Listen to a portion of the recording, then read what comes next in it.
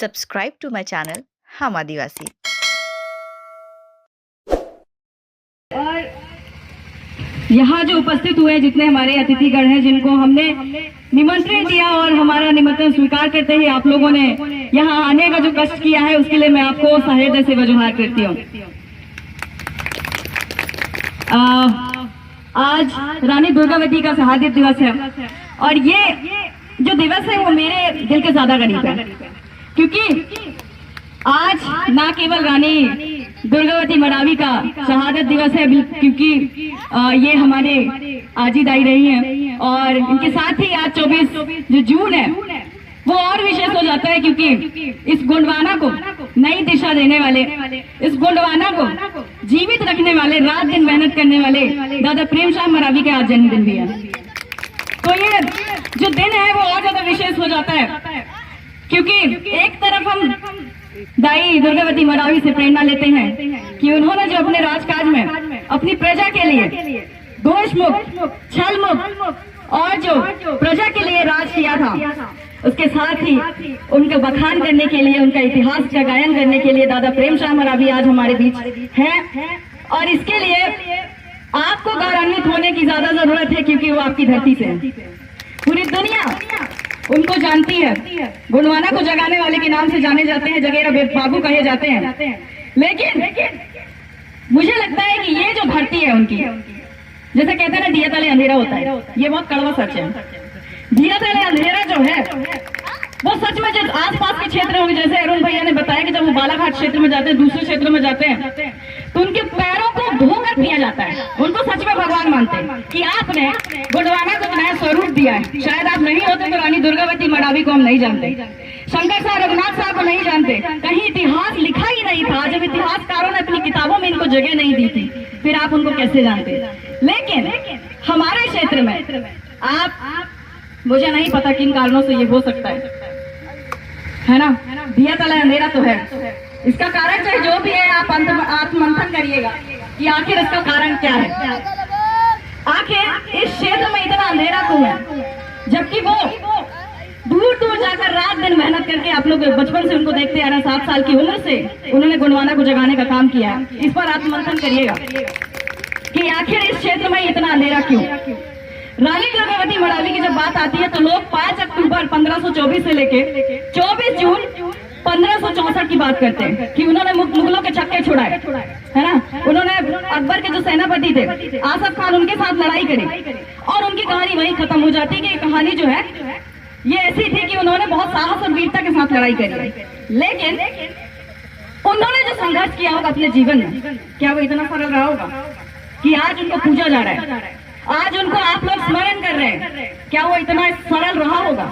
क्योंकि तब वो 1564 का टाइम था, आज 450 वर्ष हो चुके हैं। क्या हमारे समाज में महिलाओं को इतना ही सम्मान दिया जाता है जितना उनको देते थे? शायद उससे भी घटिया और बर्बाद हमारी स्थिति हो गई है, क्योंकि यहाँ पर महिला को, नारी का सम्मान कब मिलता है पता है?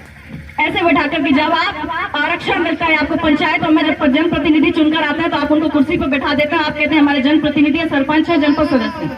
लेकिन जैसा इन्होंने संघर्ष किया है कि जब दलपत शाह मरावी का निधन हुआ, जब इस दुनिया को छोड़कर चले गए, तो दिल्ली का मुगल शासक अकबर ने एक पिंजरा भेजा, है ना।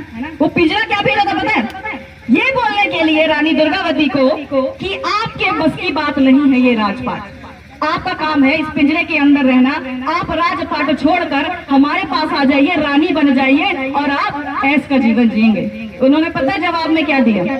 उन्होंने जवाब दिया कि आप चरखा हमें भेज रही हूँ, ये आपका काम चरखा चलाना है, राजपाट छोड़ दीजिए।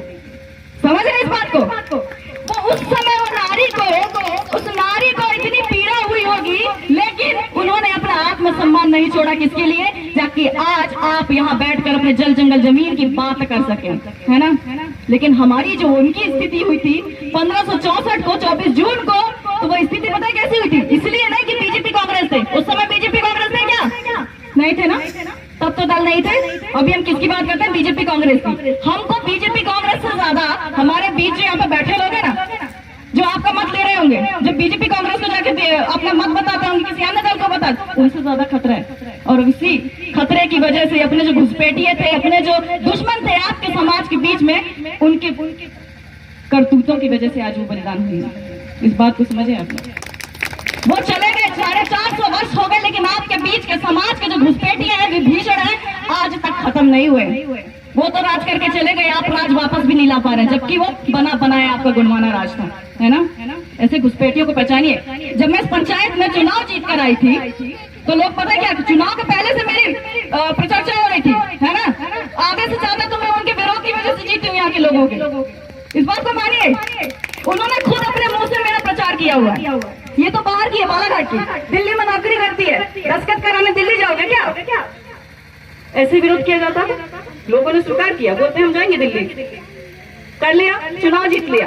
बोलते हैं वो तो संगीता प्रेम श्याम मरावी लिखती है, अपने पति का नाम नहीं लिखती है। मेरे पति को कोई दिक्कत नहीं है, मेरा संविधान कहता है, आपने अगर पढ़ा लिखा होगा तो संविधान कहता है कि आप अपनी मर्जी से अपने बाप या अपने पति का नाम लिख सकते हैं, उससे कोई दिक्कत नहीं, है ना। मेरे सर ढकने से, मेरे सरनेम लिखने से, मेरा पढ़ा लिखा होने से आपको कोई तकलीफ हो या ना हो, आपका काम बनना चाहिए, इससे कोई फर्क नहीं पड़ता मैं कैसी रहती है। मेरा व्यक्तिगत जीवन है, मेरे ससुराल वाले, आपका परिवार यहाँ पर है, आपका परिवार आपके साथ रहता है। मैंने अपना परिवार आप लोगों के लिए छोड़ा है, इस बात को समझिए। मैंने आपके लिए पूरा परिवार छोड़ दिया, मैंने अपना पति छोड़ दिया। वो भोपाल में रहते हैं, समय समय पर यहाँ आते रहते हैं कि ताकि आपको आपके बीच में वो दिखते होंगे जरूर, है ना। लेकिन इस तकलीफ को आप नहीं समझ सकते। आपके लिए बहुत आसान सी बात होगी कि तुम, उसमें भी लोग बोलते होंगे अपनी मर्जी से छोड़ी, हमने थोड़ी बोला था। वो तकलीफ जब तक आपको समझ नहीं आएगी, आपकी तकलीफ लोगों को समझ आई है तो दिल्ली से नौकरी छोड़कर यहाँ आई हूँ, इस बात को समझिए। जैसे मैं पंचायत में घुसी थी, सबसे पहले ग्राम पिंडराई रैयत में 8वीं के बच्चों का एडमिशन कनेरी में होना था। टीसी मिलता है, स्थानांतरण प्रमाण पत्र मिलता है ना, उसके पहले आप जो है वहाँ आपको लगाना होगा स्कूल में एडमिशन के लिए। हमारे यहाँ, मैं नाम नहीं लूंगी, लेकिन मैं इन लोगों को उजागर जरूर करूंगी, क्योंकि ये मेरे व्यक्तित्व से जुड़ रहा है ना। तो और 300 रुपए वहाँ के मास्टरों ने दिया, 300 रुपए कि आप अगर 300 लेकर आओगे तो मैं क्या, हम क्या करेंगे, हम आपके बच्चों का टीसी देंगे, वरना 300 रुपए नहीं देंगे। ठीक है, 300 रुपए भी नहीं देंगे, टीसी भी नहीं देंगे। तो उन्होंने बोला कि बच्चों ने बताया, उनके पेरेंट्स ने तो नहीं बताया कि दीदी ऐसे ऐसे पैसे ले रहे हैं 300 रुपए। मैंने बोला किस बात के पैसे? मैंने उच्च शिक्षा जो मंत्रालय है भोपाल, वहां पर कॉल किया कि आपके यहाँ कोई ऐसा सिस्टम है कि स्थानांतरण प्रमाण पत्र देने के लिए 300 रुपए आपके जो स्कूल के शिक्षक है उनको देना पड़ेगा। उन्होंने बोला नहीं मैडम, ऐसा तो कोई प्रावधान नहीं है। सर जो हमारे प्रिंसिपल है कनेरी के, पूरन साहू जी, मैंने उनसे पूछा ऐसा क्या हमारे सेक्टर के लिए निर्धारित है कि हमारे स्थानांतरण प्रमाण पत्र के लिए 300 रुपए लेना है? उन्होंने बोला ऐसा नहीं है। वो पूरी जो बात है वो अपने कमरे में बैठकर सुन रहे थे। मैंने जैसे ही सीढ़ी पे पैर रखा है, उन्होंने बोला कि मैडम 300 रुपए जिन जिन अभिभावकों से लिए उसको वापस कर देंगे। मैंने तो उनसे कुछ भी नहीं कहा, क्योंकि वो व्यक्ति 300 रुपए वापस करने के लिए इसलिए तैयार हो गया क्योंकि उसको पता है कि वो गलत कर रहा है ना।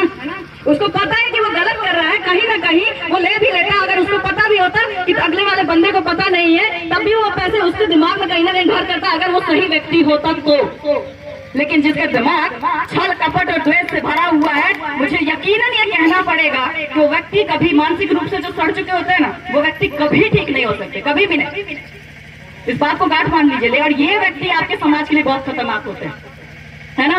अभी कहते हैं कि पढ़े लिखे लोगों ने बिगाड़ा हुआ है, मैं इस बात से एग्री करती हूँ। संस्कृति को, रीति रिवाज, परंपराओं सबको भूल गए। लेकिन अभी बात कर रहे थे कि खुद का व्यवसाय होना चाहिए। बाहर पढ़े लिखे जो बच्चे वो काम करने चले जाते हैं, स्मार्टफोन जो इंस्टॉलमेंट में लेते हैं, किस्त में लेते हैं ना, गाड़ी घोड़ा खरीदते हैं। अभी एक बच्चा कहाँ फंस गया था? अहमदाबाद, गुजरात में। उसके मम्मी पापा आए थे, चिड़ई पानी का है वो। आप लोग अगर चिड़ई पानी के होंगे तो आपको पता होगा, है ना। वो आए, उसकी माँ लोट लोट के रो रही थी आंगन में मेरे। उन्होंने उनको इस स्थिति में देखी, वो कुछ बताने नहीं चाह रहे थे आखिर क्या हुआ है। मैंने उनसे पूछा कि आखिर रो क्यों रहे हो? तो उन्होंने बोला कि हमारे बच्चे को वहाँ मार रहे हैं और वो मार देंगे। तो मैंने बोला कौन मार देगा?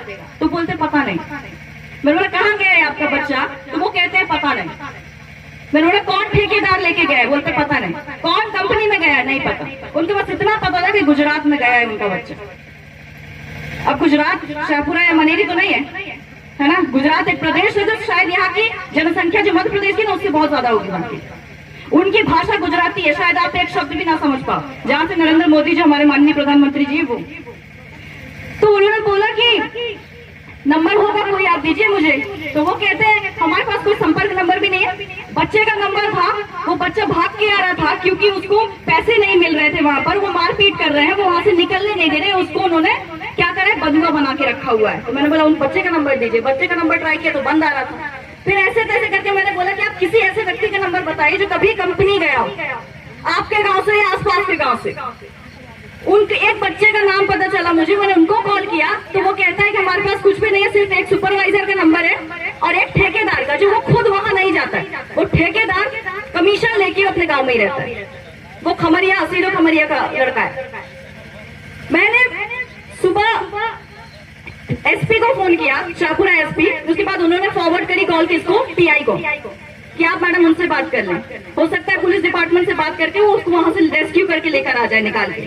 फिर विधायक को मैंने कॉल किया और वहां के जो समाज सेवी है पृथ्वी भैया, अगर वो वीडियो मेरे देख रहे होंगे तो मैं उनको सादर सेवा जोहार करती हूँ, क्योंकि उन्होंने बहुत मदद करी है। वो अपनी भाषा में उन्होंने सुपरवाइजर का नंबर लेके, मैंने पहले ही बात कर ली थी उनसे, मंडला से बोल रही हूँ, मुझे 4 लड़के भेजने हैं काम के लिए, आप बताइए कैसे कैसे आपकी कंपनी तक हम पहुंच सकते हैं। उन्होंने बोला कि हम टाइल्स कंपनी में है, इसी जगह में है, बड़ोदरा वाली जगह पे है, और फिर अहमदाबाद से जो 25-30 किलोमीटर ये दूर है, स्टेशन पड़ता है वहां पर। तो मैंने उनका नंबर दिया, कंफर्म किया कि चलो ये सुपरवाइजर तो है। उन्होंने बात की, गुजराती में बात की, कॉन्फ्रेंस में मुझे रखा क्योंकि मैंने वहाँ काम किया हुआ है तो मुझे गुजराती समझ आती, बोल नहीं पाती। उन्होंने बात की उनसे तो पता चला कि वो इस जगह पे हैं। उन्होंने अपने छोटे भाई को भेजा और उनके जो छोटे भाई उनको रेस्क्यू करके लेकर आए, उस कंपनी से निकाल कर उन्होंने अपने होटल में रखा।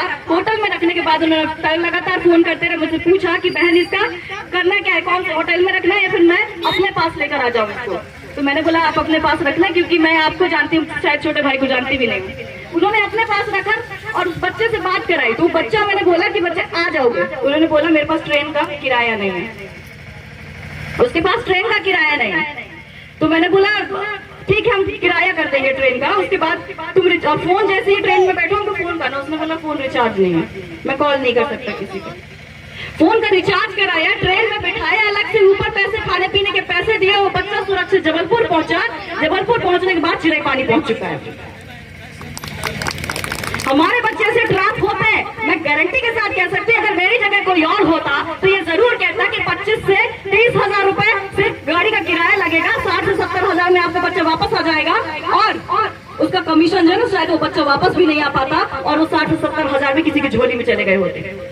ये यकीन है मेरा, क्योंकि समाज की स्थिति यही हो रखी है, किसी को किसी चीज से लेना देना नहीं है। मनरेगा के 200 रुपए से रेट बढ़ाकर 221-22 रुपए कर दिया, किसी को कोई मतलब नहीं है। उनको बस ये मतलब है पढ़ा लिखा सरपंच आए तब भी क्या बहुत मतलब है। तुम्हारा बच्चा अगर कहीं फंस जाता है, भगवान न करे ऐसा कुछ हो, तो यही लिंक अगर मेरा संपर्क नहीं होता तो शायद हम उस बच्चे को ढूंढ भी नहीं पाते।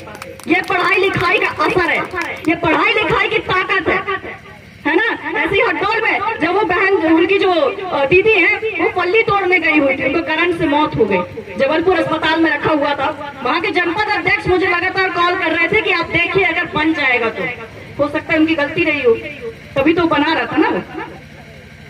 मृत्यु प्रमाण पत्र उनको नहीं दे रहे थे, रिपोर्ट नहीं देंगे। जब पोस्टमार्टम की रिपोर्ट होती है, वो जब आती है तब उनको यहाँ एसडीएम के पास उसको भेजा जाता है, तब जाके उनको उनका जो बीमा है वो बन पाएगा 4.5 या 4 लाख का, है ना। मैंने बोला कि आप किसी भी हालत में मुझे वो रिपोर्ट भेजिए, तो बोलते हैं कि इनको भेज दीजिए। मैंने बोला अगर ये रिपोर्ट लेने जाएंगे तो मेरे ये आप यकीन मान लीजिए कि उसका 1 रुपए खर्च नहीं होना चाहिए। अगर 1 रुपए भी उसका खर्च हुआ तो शायद आपकी बैंड बजनी तय है।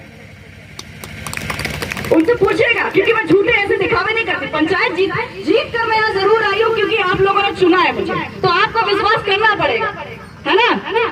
कभी जब राशन, यहाँ पर राशन की कितनी तकलीफ थी, 10 किलो 2 महीने का राशन मिलता था, उस समय किसी को 5 किलो, किसी को 6 किलो, किसी को 7 किलो मिलता था। मैं शुरू में जब यहाँ पे आई थी पंचायत में, जब मैं सोसाइटी भवन गई तो लोगों ने बताया कि ऐसा ऐसा हो रहा है। मैंने बोला कोई मत लेना। यहाँ पर जो सेल्समैन है उसने बताया कि दीदी आवंटन कम आया है, राशन जो है हमको इतना ही आधा देना पड़ेगा इनका। मैंने बोला राशन आवंटन कम आया है तो ये आपकी दिक्कत है, यहाँ पे जनता की दिक्कत नहीं है। उनको 2 महीने का राशन 10 किलो चाहिए। उन्होंने लिखा कि हम ग्राम पंचायत मनेरी की सरपंच संगीता प्रेमशाह मरावी के कहने पर यहाँ पर राशन 10 किलो बांट रहे हैं। उनके जो फूड इंस्पेक्टर है, खाद्य अधिकारी जयंत सलाठे, वो बहुत अच्छे व्यक्ति है, क्योंकि उनको कोई भी चीज, कोई भी डॉक्यूमेंट व्हाट्सएप करो, अगर राशन में दिक्कत है वो तुरंत बना के देते हैं। ये मेरा पर्सनल एक्सपीरियंस है उनके साथ में। तो उन्होंने बोला कि मैडम हम देख लेंगे करके, तो मैंने बोला आप दे दें, आपको अगर आपको लग रहा है कि आप बांट पाते हैं तो दे दें, वरना मैं जिला में खाद्य जो विभाग है वहाँ पर कंप्लेन करूंगी, क्योंकि आपके जो सेल्समैन है वो कह रहे हैं कि राशन भोपाल से डायरेक्ट आता है। मतलब जमाने से आया आपका राशन, उसके बाद यहाँ पर राशन लाया गया, तुरंत 10-10 किलो यहाँ पे बांटे। उस दिन से आज तक मेरे मनेरी पंचायत के 5 गाँव में 1 किलो राशन किसी को कम नहीं दिया होगा, जहाँ तक मेरा यकीन है। 1 किलो राशन इधर उधर नहीं दिया उन्होंने। ये ताकत होती है पढ़े लिखे की। अगर आप पढ़े लिखे सरपंच को चुनते हैं, जनपद सदस्य को, जनपद अध्यक्ष को, जिला पंचायत सदस्य को, तो यकीन मानिए उसको कुछ न कुछ कानूनी ज्ञान जरूर होगा, है ना। कानून का ज्ञान जरूर होगा, और वो ज्ञान आज के जमाने में ऐसे घुसपैठिए और विभीषणों के ज्ञान के आगे बहुत जरूरी है। आपको पता होना चाहिए अगर आपके ऐसे फ्रॉड किया गया है तो उसमें कौन सा केस होगा, है ना। बहुत सारी चीजें हैं बताने के लिए। कभी राशन जो है चिड़ई पानी लेके नहीं जा रहे थे, वो बोल रहे थे कि मैडम यहाँ से रास्ता खराब है हथडोल साइड से। मैंने बोला वो आपकी समस्या है, राशन मेरे को चिड़ई पानी में चाहिए। वो गाड़ी, बारिश हो रही थी, गाड़ी हम लोग साथ में मोटर बाइक में गए थे, पीछे पीछे वो गाड़ी में राशन लेके गए हैं, उधर चंबाई साइड से घुमा के। झुकना पड़ेगा क्योंकि वो हमारे लिए ही आए, हम उनके सामने क्यों झुके। हर विभाग आपके साथ सहयोग करने के लिए तैयार है, हर कर्मचारी आपके लिए काम करने आया है, लेकिन बीच में जो कुछ कनेक्शंस होते हैं ना वो गड़बड़ हो जाते हैं, और वो ढीला हो तो फिर क्या ही गाड़ी चलेगी, है ना। चाहे ऊपर के बहुत अच्छे, चाहे नीचे के बहुत अच्छे, बीच वाला गड़बड़ होना अगर तय है तो आपका काम बिगड़ना भी तय है ना। बहुत सारी चीजें ऐसी है। पानी के लिए बोल रहे थे, अभी पानी बहुत सारा काम अगर मैं गिनाऊंगी तो बहुत सारे हो जाएंगे। मेरा एक रजिस्टर मेंटेन रहता है, उसका आधा जो पन्ने हैं ना वो भर चुके हैं। अभी पानी के लिए, पानी की समस्या है यहाँ पे। पीएचई विभाग किसी पंचायत में गया हो नया गया हो, सबसे ज्यादा हमारी पंचायत में आए, पीएचई विभाग वाले आए ना, सबसे ज्यादा सर्वे किए। अगर मेरा बस चलता, यहाँ अगर पानी होता तो मैं कह सकती हूँ, चाहे वो जिला वाले हो चाहे जनपद वाले हो, यहाँ बोल करके जरूर जाते। वो करते हैं बोल, लेकिन सक्सेसफुल नहीं होता। हमारी कोशिश चली कि हम पाकल से पानी लेकर आए, हम काम कर रहे हैं लगातार पीएचई विभाग के साथ में, लेकिन कह रहे थे इसका ऑप्शन क्या है। वो तो परमानेंट है ना, जब बनेगा तो बनाएंगे हम, लेकिन अभी क्या करें। यहाँ पर टैंकर की व्यवस्था कितने साल से थी, नहीं थी, मुझे नहीं पता। मैंने लड़ाई करी है मनेरी के लिए, और आज मनेरी में टैंकर आ रहा है। इतनी व्यवस्था तो है ना, पानी पी रहे हैं ना, तो ये तकलीफ हम लोगों की है, इस जनता की है। हाँ, ऐसा है। तो उसके अलावा बहुत सारी चीजें जो आपके लिए बतानी होगी, लेकिन उस पानी को लेके भी बहुत राजनीति हुई है कि मैं खुले तौर पर कुछ कहती नहीं हूँ, लेकिन आज बोलना पड़ेगा, है ना। वो क्या हो रहा है कि जब पानी लेकर टैंकर में पानी लेके आए ना, पहले तो झूठी रिपोर्ट बनाई गई मेरे पे, जांच बैठाई गई, जनपद से टीम आई है, जांच करके गई है, जिसमें 1 रुपए का इधर उधर नहीं हुआ है ना। आप लोग ग्राम सभा में बैठे होंगे तो पता होगा, उस आवेदन में फर्जी दस्तखत करके वो आवेदन बनाया गया था। जो शिकायत करता खड़े, शिकायत करता तो पता भी नहीं था कि उस आवेदन में क्या क्या शिकायत है। इस बात को मान रहे हैं। उसके बाद वो आवेदन तो ठीक है, उसके बाद भी मैंने सब कुछ करके चलो ठीक है, जो भी क्लियर है, जो भी जनता को डाउट था उन्होंने क्लियर कर लिया कि कुछ भी 1 रुपए इधर उधर नहीं मिला। क्या कह रहे हैं कि 4 लाख रुपए खा गई है संगीता प्रेम शाह मरावी। महीने के 70,000 रुपए कमाने वाली पंचायत में 4 लाख रुपए खाने आएगी क्या? 10 लाख की गाड़ी मेरे पति के पास खुद है, कई एकड़ की जमीन जो करोड़ों की कीमत रखती मेरे बाप के पास है, 25 लाख का मकान मेरे बाप का खुद अभी खड़ा हुआ, जो किसी से, समाज से, किसी 1 रुपए के किसी व्यक्ति से नहीं लिया होगा। कोई कह दे अगर पंजी भी लिया हो तो मैं भिखमंगी नहीं हूँ कि यहाँ पे पंचायत में आपको मैं पैसे लेने आई हूँ, लेकिन जो हुआ है आपकी पंचायत में उसकी तो जांच हो रही थी ना। उसके बाद क्या बोला गया उसमें, ये कानूनी कार्रवाई होती है, और ये कानूनी कार्रवाई की जो बात करते हैं ना लोग, ये पढ़े लिखे लोगों को ये पता है। आप जब गाली गलौज कर ले, लड़ाइयाँ कर ले, जिसको ज्ञान नहीं है ना वही गली खोरी गाली गलौज करते हैं। मेरे साथ बहुत हुआ है, मुझे अनुभव इस चीज का, लेकिन किसी के बात में दम नहीं है कि रानी दुर्गावती मरावी की वंशज को वो गाली गलौज और मानसिक रूप से परेशान करे, पंचायत छोड़कर चली जाए। कभी नहीं। मैं आप लोगों के लिए आई हूँ, ऐसे लोगों के लिए नहीं जिनको मेरे से तकलीफ हो। मेरे से तकलीफ है भी तो क्या, काम लो ना।